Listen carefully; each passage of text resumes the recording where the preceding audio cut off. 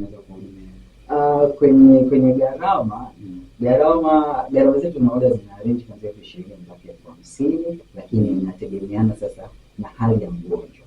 Nikisema hali ya mgonjwa anakuwa anamaanisha kwamba kuna mwingine labda ni wale ambaye tunasema tunamhudumia anaelekea mwishoni.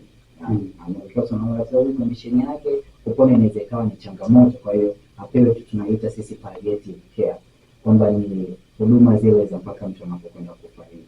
Kwa hiyo unakuta labda anaruhusiwa yuko kwenye oxygen, anaruhusiwa kuna mpira wa mkojo, anaruhusiwa yuko na cha kulishia mpira. Kwa hiyo unaona tayari hiyo ni kidogo care yake, japokuwa yuko kwenye condition ya kuelekea mwishoni, lakini sisi tutahakikisha at least kama alikuwa na mwezi mmoja anakaa miezi miwili, miezi mitatu, miezi minne tuko naye. Kwa hiyo ile care yake inakuwa more critical, inakuwa more zaidi, inakuwa inahitaji makini zaidi, hivyo hata gharama yake itakuwa labda ni 50 kwa kumwangalia kwa siku nzima.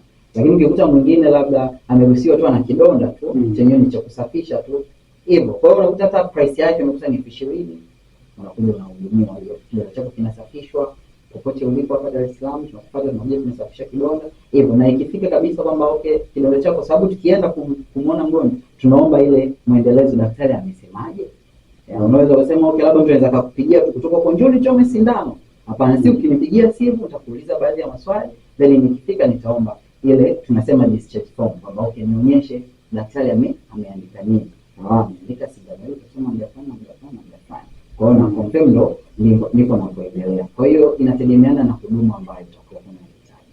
Ina huduma inapokuwa very complex ndo na price inapokuwa.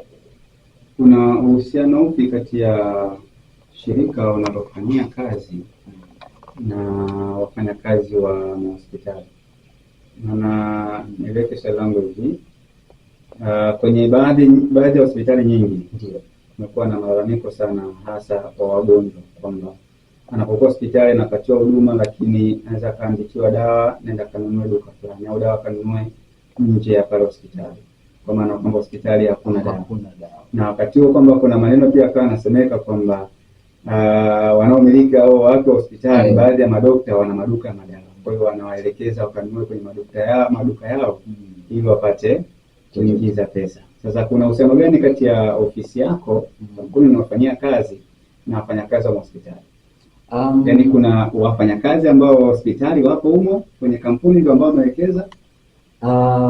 Kwa 100% sisi kampuni yetu tunachofanya, yani uhusiano wetu kwanza naweza nikaelezea kwamba sisi tunapofanya kazi na watu wa hospitali, mfano wewe umepata, unaona kabisa huyu mtu hata akiwa nyumbani hichi kidonda chake kinaweza kusafishwa. Kwa hiyo ukitupigia simu sisi utatuambia okay James, tuna mgonjwa huyu wa hapa anahitaji kutunzwa kidonda. Kwa sisi tutakupa commission. Kwa tukishakupatia commission ile, kwa hiyo wewe wale wa hospitali hawahusiki kabisa huku ndani ile ni kwamba tu anakuwa ile amepata na lakini sisi tunatoa ile kama zawadi, asante kwa kutuletea huyo mgonjwa ambaye tunaendelea naye kumhudumia. Lakini sasa kama tukiwa tunaendelea kumhudumia, bado siku zake zikifika za kurudi hospitalini tunamrudisha pale pale hospitali, na ikiwezekana na mimi nesi naenda pale pale, kwamba nilikuwa namhudumia James, siku tumempokea alikuwa 1 2 3, lakini kwa sasa hali yake imefikia 1 2 3. Labda changamoto iliyopatikana ni 1 2 3, au hatuna changamoto yoyote kutokana na tulipokuwa tunamtunza. Kwa hiyo ndio tunapokuwa tuna ushirikiano wetu huko kwa namna hiyo. Kwa sisi tuko ile kwa ajili ya kuhakikisha tunaendelea kumpatia huduma hata akiwa nyumbani, na siku akiwa anarudi tena hospitali, anarudi hospitali ile ambayo tulikuwa tunamhudumia, alafu anaendelea kupata huduma. Kwa hiyo tunaendelea tu kuendeleza huduma. Nilax na muda gani tangu ianze kutenda kazi? Na wewe una muda gani ndani ya Nilax? Kwa Nilax mpaka sasa kwa mimi na mwaka mmoja na miezi kama 6 sasa. Lakini kampuni mpaka sasa ina umri wa miaka 2. Kwa hiyo nadhani mwaka huu kisha utakuwa miaka 3. Ndani ya miaka 2 3 hata mwaka mmoja, it means kwamba kuna idadi kubwa ya wagonjwa ambao wameweza kuhudumia majumbani. Na mmepokea mapokezi gani kutoka kwa hao wagonjwa ambao mnawahudumia majumbani? Cha kwanza for the first time wakati hata mimi kwa sababu nilianza kidogo bado mila sija kubwa sana. Changamoto kubwa ambayo tulikuwa tunakumbana nayo ilikuwa ni watu wanasema hizi huduma ni za kizungu. Kwa hiyo mpaka umueleweshe mtu kwamba hizi huduma sio za kizungu, lakini pia it's affordable kwa Mtanzania yoyote unaweza afford. Lakini kingine sisi Watanzania ni wakarimu sana, tunatumia kusema ni wakarimu sana kwa sababu mtu akiwa anaumwa anaona ni bora mtoto wa mjomba au shangazi au mama mkwe aje amtunze. Lakini sasa ukimweleza kitaalamu zaidi unakuta unahitaji mtu ambaye anaelewa kile kitu anachokifanya. Yaani tunaita ni nesi. Anakuja pale anakutunza nyumbani. Unaumwa lakini anakuangalia ukiwa nyumbani. Kwa hiyo changamoto ambazo tulikuwa tunakumbana nazo, cha kwanza ni watu kutokuwa na ile awareness kwamba unaweza ukahudumiwa na mtu yoyote vizuri. Na uzuri wa hizi huduma za afya majumbani ni tunaita siku kitaalamu cha patient centered, kwamba nesi mmoja anamhudumia mgonjwa mmoja.